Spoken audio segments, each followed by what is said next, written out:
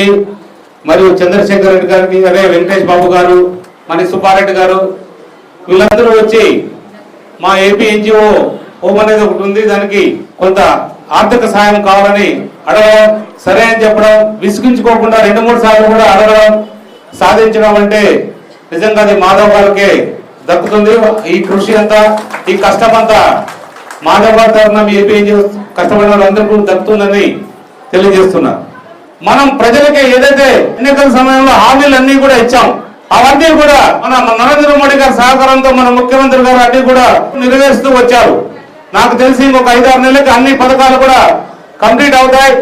Next ఉన్న పథకం మీ AP NGOs పథకం, మీకు రావాల్సిన ఏవైతే రాయితీలు ఉన్నాయో కూడా దాని మీదే దృష్టి పెట్టారు.